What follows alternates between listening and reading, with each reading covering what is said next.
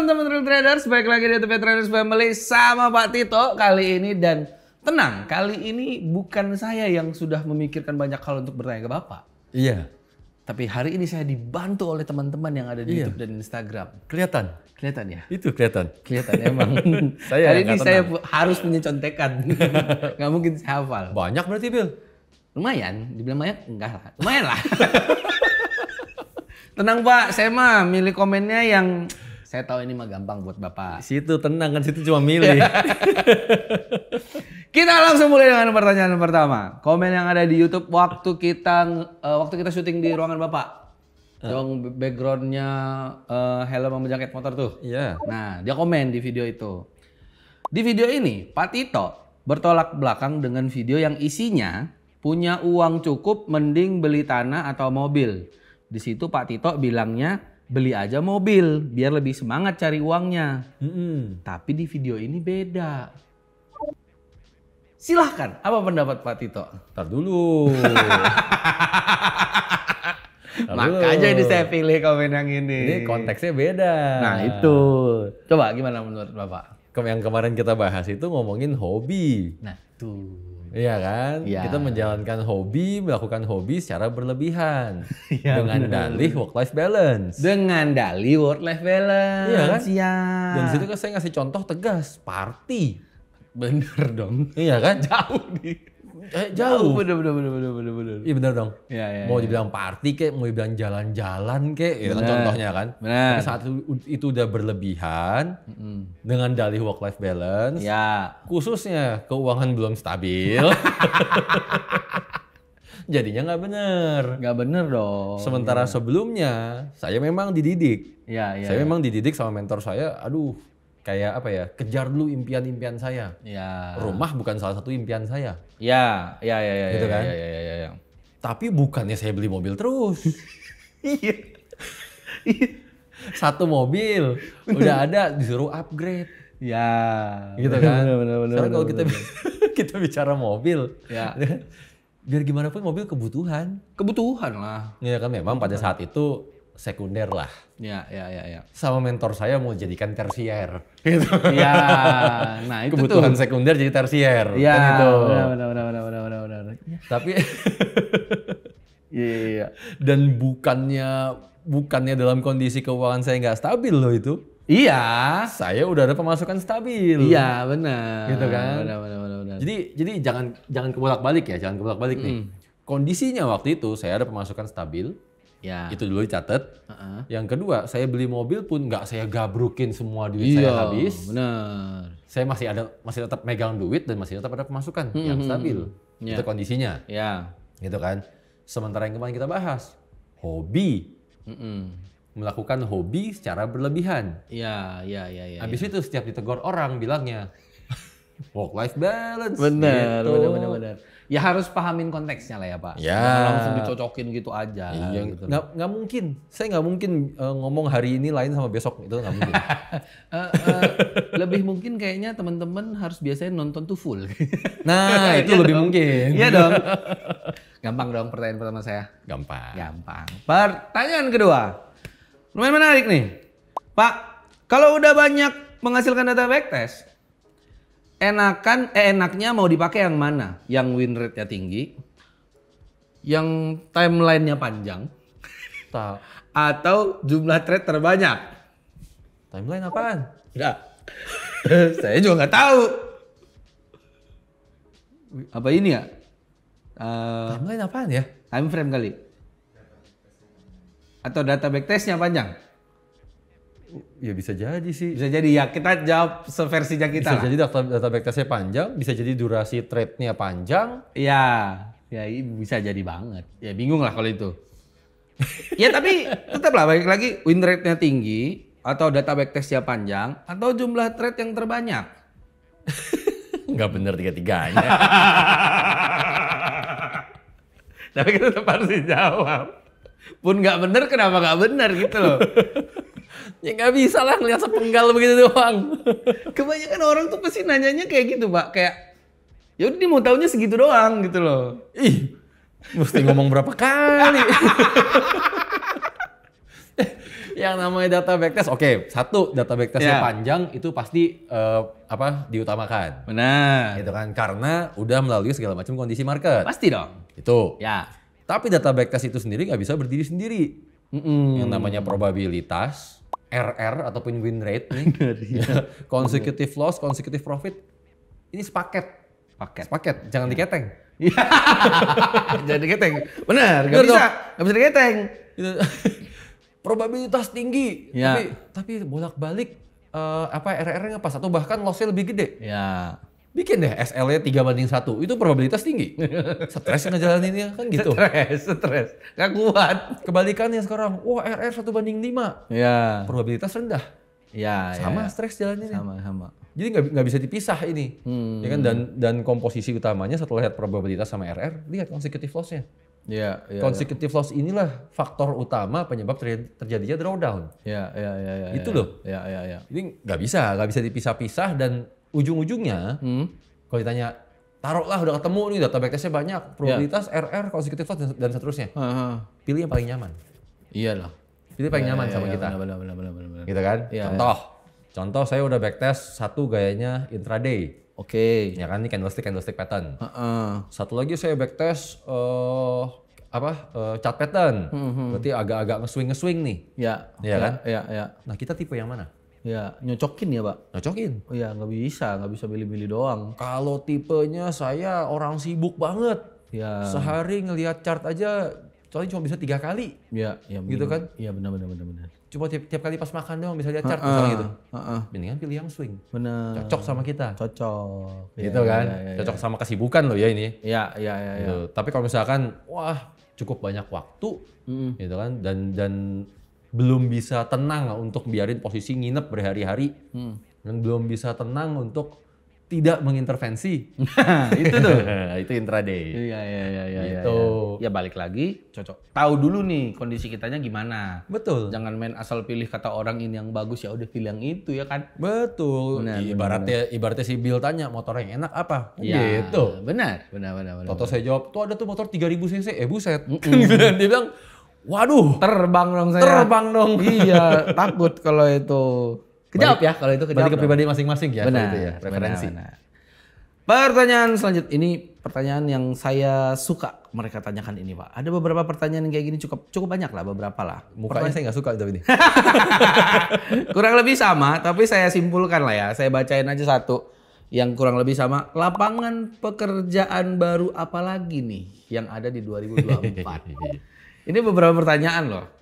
Sekarang bulan apa? Tuh ada yang nanya gitu kan. Terus ada yang nanya, bocoran dong lapangan pekerjaan tahun 2024 dong, Pak. Iya. Sekarang bulan apa? Sekarang bulan Juli. Juli. Iya. Berarti saya masih punya waktu Agustus, September, Oktober, November, Desember. gitu ya. Sama-sama 2024 kan? Benar. Nah, tungguin aja.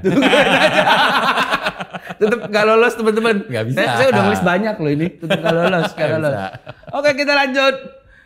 Nah ini sebenarnya cukup cukup ada sangkut pautnya. Pertanyaannya gini. Kan saya simpulkan ya ada beberapa pertanyaan yang mirip sebenarnya. Pertanyaannya kan kok belum ada update nih tentang program TF? Kenapa sepi-sepi aja nih?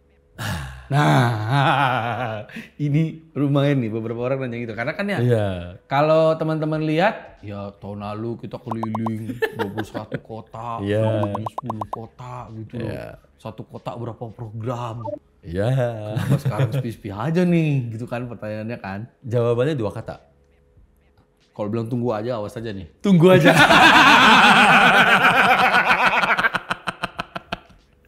Jawab yang lain gitu. Bener yang itu lagi jawabnya. Gak bisa dijawab ya kalau itu ya. Gak bisa dong. Gak bisa dibocorkan teman-teman. Saya udah usaha kalau itu. Gak bisa. Udah usaha. Kita coba cari salah lagi yang Bapak mau jawab. Ah ini kayaknya Bapak mau jawab nih.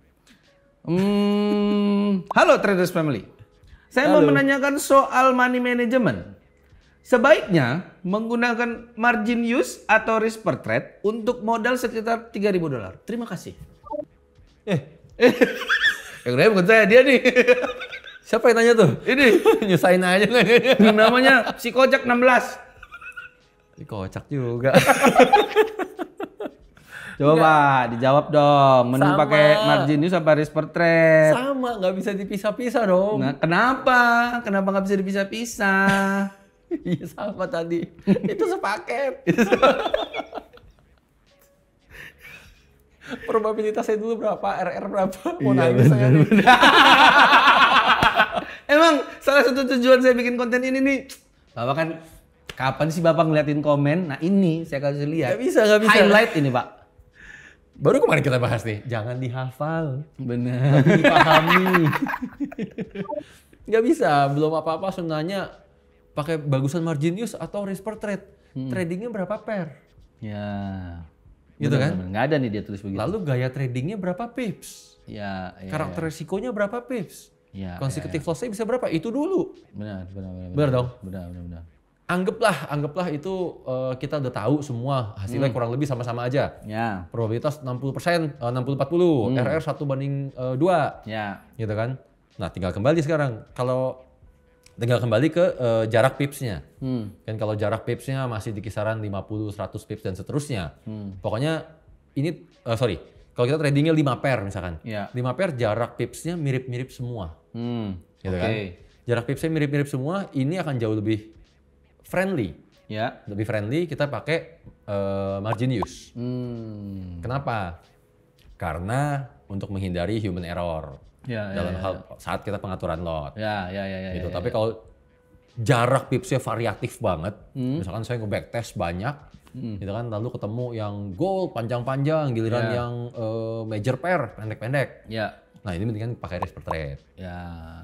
Itu pun balik lagi ngeliat ke diri sendiri juga ya Pak ya? Lihat diri sendiri juga. Iya benar. Overall kalau kita pakai margin use itu cenderung resiko kita akan jauh lebih rendah. Cenderung. Jadi misalkan gini, contoh kalau kita sama-sama maunya pakai berapa? 5%. Oke, 5%. Iya kan? Atau biar gampang, 2%. 2%. Satu pakai margin use. Iya. Margin use ini kan artinya lotnya. Ya kan? Lotnya yang diatur 2%. Benar. Gitu kan, mengikuti equity-nya. Iya. Dah. Jadi misalkan modal sama-sama 10.000. Ya. Modal sama-sama 10.000, berarti kalau margin use otomatis lotnya 0,2 lot. Ya. Benar kan? Ya. Akan selalu menggunakan 0,2 lot. Akan selalu, ya. Nggak peduli tradingnya berapa pips. Iya, benar. SL-nya. Ya. Sementara kalau risk per trade, loss-nya yang langsung 2%. Iya, benar. Gitu kan? Nggak peduli lotnya berapa. Nggak peduli lotnya berapa, iya. Balik kan itu? Benar. Oke, sekarang jaraknya sama-sama kita taruh 50 pips. SL 50 pips. Gitu kan? Ya. Margin use 2%. Ya. Artinya 0,2 lot dikali 50 pips dong. Ya. Saat SL. Ya. Maka aktualnya loss-nya hanya jadi 1%. Ya. Karena hanya loss 100. Ya. Benar kan? Benar. Sementara yang risk per trade, ya tetap akan 2%. Berapapun juga. Gitu. Itulah kenapa kalau kita pakai margin use cenderung ya loss kita bisa lebih kecil. Dibanding pakai risk per trade. Iya. Kejawab teman-teman yang ini. Iya. Mau dijawab sama Bapak ya gini. Dia yang agak bingung. Saya agak loading, cepet banget angkanya Bapak jemputnya. Pelan-pelan dikit dong. Kan jadi, iya gitu. Suka gitu. Kita lanjut ke pertanyaan lain. Kira-kira bakal sampai berapa lama jadi trader? Bakal ada pensiun kah? Atau kayak gimana Pak? Aduh, kalau yang gini baru aduh. Tanya metode mah gampang teman-teman jawabnya. Tanya Pak Tito tuh begini-begini nih. Demen saya nih. Kok pertanyaannya? Saya ulang ya. Iya yang ngerti. Gak usah bilang.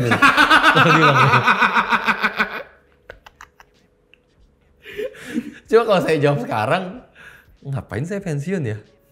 Ya nggak tahu. Iya kan berapa lama Bapak mau jadi trader? Apakah Bapak punya kepikiran, ntar kayaknya saya pensiun usia sekian gitu loh. Enggak sih. Kalau saya pensiun dari dunia bisnisnya, saya udah merencanakan. Kalau itu. Oh udah merencanakan. Iya, sesegera mungkin. Saya yang takut kalau itu. Oh, jangan. Saya mau saingan sama pemain bola. Pensiunnya cepet gitu. Tapi kalau tradingnya enggak. Kalau tradingnya emang enggak ya? Trading ngapain pensiun ya? Itu apa ya, bisa jadi kayak aktivitas, bisa ngisi waktu. Iya. Apalagi makin tua kita tetap jadinya biar gak pikun karena kita mikir. Iya juga sih. Bisa sih kalau itu jawabannya. Iya, benar-benar aktivitas yang saya bisa lakuin dimanapun, ngapain saya pensiunin? Oke, kalau gitu. Jadi berarti untuk sekarang belum ada lah kepikiran kayak mempensiunkan profesi Bapak sebagai trader gitu ya? Ngapain? Belum kepikiran, nggak ada ya? Nggak ada. Sayang amat. Oke. Iya. Lanjut. Saya tahu ini juga, saya juga nggak pernah nanya sih ini. Bagus nih pertanyaan nih. Buku favorit Pak Tito apa? Buku.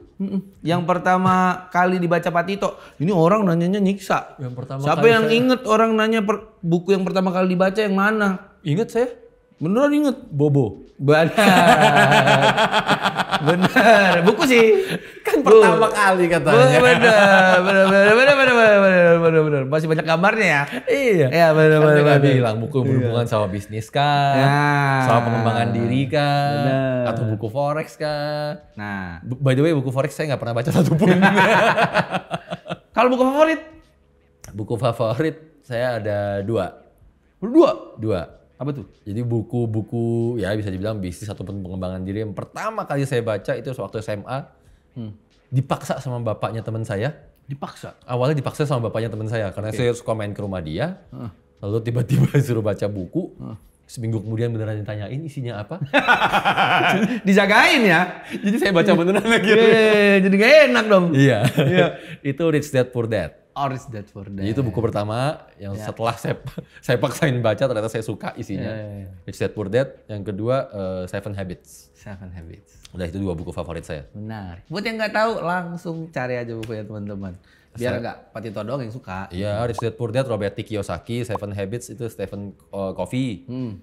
Oh sebenarnya satu lagi, Do It Wrong Quickly. Do it wrong quickly. Tapi saya lupa nih penulisnya siapa. Oh, oke. Nanti kita bantu lah, teman-teman editor bantu keluarin covernya ya. Maaf saya agak ngerepotin ya. Biar teman-teman gampang nyarinya. Iya. Oke. Jangan baca Bobo ya. Masih ada nggak sih Bobo? Nggak tahu sih saya. Beda generasi kayaknya, Pak. Iya. Pertanyaan selanjutnya. Nah, ini saya suka nih kayak gini-gini nih. Kenapa nggak terima tantangan dari trader-trader IB lain yang suka jelek-jelekin demi banyak yang join pakai link mereka? Nah, ngapain lagi nanya itu jawab udah. Beda dong. Iya. Beda jawabannya Bapak. Bapak kenapa nggak terima tantangannya dulu, itu dulu? Ya karena kita udah tahu biar banyak yang join pakai link mereka. Asik nih nanya Bapak tuh begini. Bener sih. Pertanyaannya begitu. Bener. Cuman saya pikir Bapak akan keluar dengan jawaban apa gitu loh. Kalah ngapain lah Denin? Iya sih, karena kayak ya kalau saya sih tantangan apa sih? sebenarnya nggak penting sih ya. Iya. Oke, kalau kayak gitu kita skip aja yang ini teman-teman. Pertanyaan selanjutnya, nah, ini bagus nih Pak, bagus banget, saya suka banget. Oke. Pengorbanan apa saja yang Pak Tito telah bayar untuk menjadi seorang trader profesional? Waduh berat banget. Berat. Metode kecil, apa money management kecil, yang gini-gini. Saya suka nih. Ya teman-teman. Saya juga nggak pernah dengar loh cerita tentang ini Pak. Pengorbanan apa saja yang Pak Tito telah bayar untuk menjadi seorang trader profesional? Bisa lihat dari cara duduk saya ya. Kenapa tuh? Saya selalu duduknya tegak. Kenapa? Karena sini sakit. Bener. Pengorbanan banyak lah. Waktu terutama. Waktu yang yang versi Bapak tuh mengorbankan waktu tuh kayak apa gitu loh. Biar teman-teman mungkin ada bayangan. Mungkin kalau saya jadi trader, ya salah satu contohnya di versi Bapak apa? Ya itu waktu saya masih lagi ngulik-ngulik tentang dunia trading. Seperti yang kita bahas juga di konten sebelumnya. Saya kalau lagi suka sesuatu, saya nyari tahu terus. Ya. Tidur pasti subuh, Kalau itu saya kebayang sih. pagi. Iya. Bahkan saya pernah lagi seru-serunya nyari tahu tentang trading tuh pernah sampai 30 jam kali saya melek tuh. Iya. Itu tahu kapan matahari terbit dan terbenam tuh? Enggak tahu ya. Jadi bisa dibilang paling dikorbanin saat itu waktu. Iya. Habis-habisan. Gitu. Dan saat trading mulai scalping juga yang dikorbanin waktu. Iya sih. Iya kan? Baru belakangan sadar ternyata sambil mengorbankan waktu saya mengorbankan kesehatan. Iya. Oh iya, terlambat ya sadarnya itu ya. Iya, waktu itu mah berasanya sehat-sehat Tapi aja. waktu Bapak sekarang kan Bapak bilang salah satu yang Bapak korbankan adalah waktunya. Ya kan? Waktu Bapak ngejalanin itu sebenarnya Bapak sadar nggak? Waktu ngejalaninnya sih fun, enjoy aja. Nggak sadar bahwa ini waktu yang sebenarnya lagi gue korbankan nih. Wah. Waktu dengan banyak hal lainnya gitu loh. Bisa dibilang ya ngorbanin waktunya sepadan sih hasilnya. Iya sih, kalau itu. Iya. Tapi tetap aja itu yang saya korbanin gitu. Iya benar. Kalau dibilang sampai ngorbanin apa lagi ya? Ngorbanin pertemanan banyak saya. Karena jadi nggak nongkrong sama teman-teman. Ya orang waktunya aja udah nggak ada mau Iya, gimana? terutama gara-gara waktu kan semuanya. Iya jadi iya sih nyangkut ke semuanya sih. Iya. Kalau lo ngomong waktu bener. Jadi bayangan sih teman-teman. Ingat tuh waktu ya. Itu yang paling banyak. Tapi yang paling ngeri juga kesehatan sih. Setelah udah umur segini baru ngomong kesehatan. Benar. Waktu itu mana mikirin kesehatan. Tetap harus ya. Jangan kebablasan banget lah. Yang penting fokus diatur gitu ya Pak. Iya. Benar. Oke, pertanyaan selanjutnya. Ini kayaknya, aduh. Apa Bil? Oke dah. Gimana? Kalau ragu nggak usah Bil. Kayaknya tetap harus saya tanyain aja deh. Gimana perhitungan real menjalankan trading dengan target profit 5% per bulan dan jalaninnya pakai compounding ROI, sedangkan distribusi win-lose-nya itu random Pak Tito?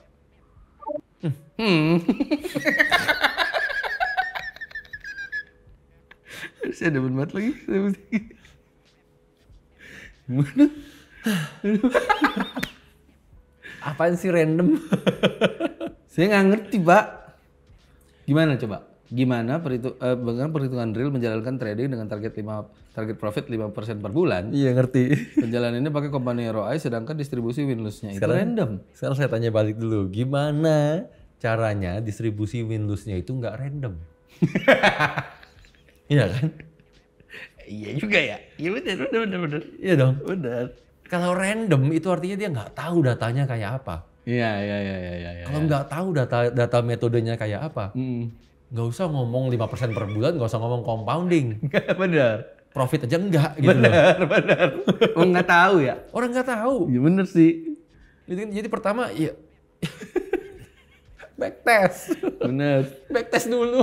Benar. Udah ada datanya, udah tahu probabilitas RR lagi-lagi yang sepaket tadi ini. Probabilitas RR consecutive loss, consecutive profit, baru kita bicara sekarang. Mau 5% per bulan. Iya kan? Kan ada data backtestnya. Benar. Dari masing-masing data backtestnya ada perolehan tipsnya. Iya benar. Dari perolehan tipsnya tinggal disimulasi. Ya, untuk compounding. Sabar, jangan emosi gitu. Pelan-pelan. Harusnya gini ya teman-teman.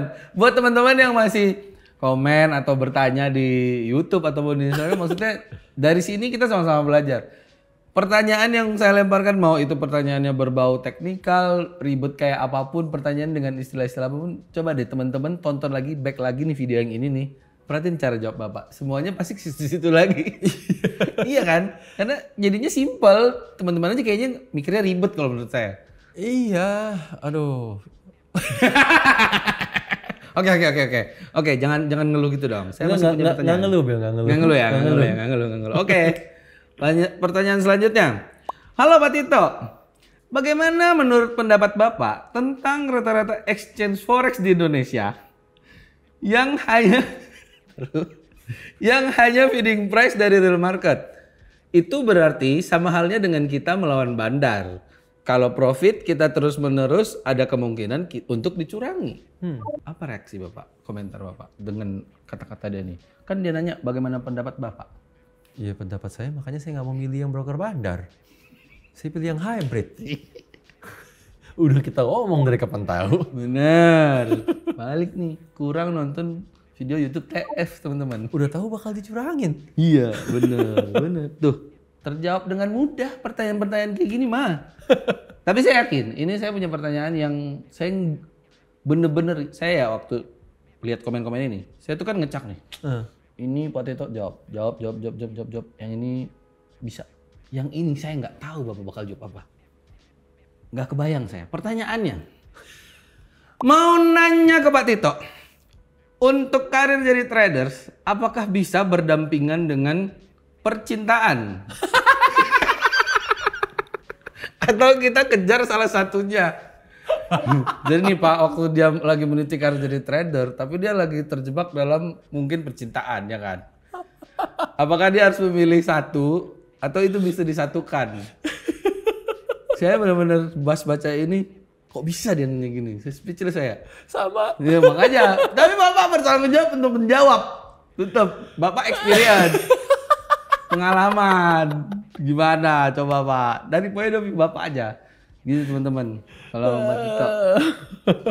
Ini bukan metode loh Pak. Nggak sesulit itu harus. Saya nggak ngerti apa hubungannya sih. Ya mungkin gini. Saya ganti kali. Apakah misalnya kalau dia menjalani pembelajaran dia jadi trader, profesi trader, nggak apa-apa nggak kalau misalnya itu berdampingan dengan kejadian lain, kita skip aja lah percintaannya ya. Ya andaikan percintaan pun lah. Andaikan percintaan, maksudnya jadi ada dua kegiatan yang harus dia tuju. Ya nggak masalah dong. Di mana ngaruhnya, gitu kan? Itu akan menjadi mengganggu kegiatan apapun, termasuk percintaan. Iya. Kalau kita kerjanya trading melulu. Benar. Kalau kita ngeliatin chart melulu. Ya. Kenapa kita ngeliatin chart melulu? Sama nggak punya data backtest. Benar. Sama nggak mau pakai SL. Ya, maunya intervensi ABC. Ya. Ini kan jangankan percintaan, sama orang tua juga diusir dari rumah. Jangan sampai kita diusir ya, bener dong. Iya. Bener. Jadi nggak peduli itu percintaan, nggak peduli itu trader ya. Ya kalau mau menggeluti bidang trading ya fokus dengan step-step yang udah kita ajarin aja udah. Iya. Sekarang jangankan disambil sama percintaan deh. Saya disambil sama kerja nih kantor sehari-hari. Saya disambil lagi sama ketemu teman-teman. Banyak kok yang gitu ya. Sambil ngopi-ngopi. Iya. Loh, nggak masalah tuh. Iya, benar. Itu kan aktivitas saya setiap pagi jam 6 pagi saya morning briefing sama tim trader. Iya, benar. Berarti analisa saya cuma pagi kan? Iya. Sisanya saya ngapain? Ya beraktivitas normalnya sih kalau Bapak. Nggak mengganggu saya aktivitas apapun gitu. Benar. Dan percintaan pun aman kan kalau di konteks ini gitu. Jangankan aman, banyak cintanya. Oke, teman-teman, jadi nggak usah pusingin hal-hal aneh-aneh, ikutin aja apa yang udah diajarin. So it's now or never and change your life.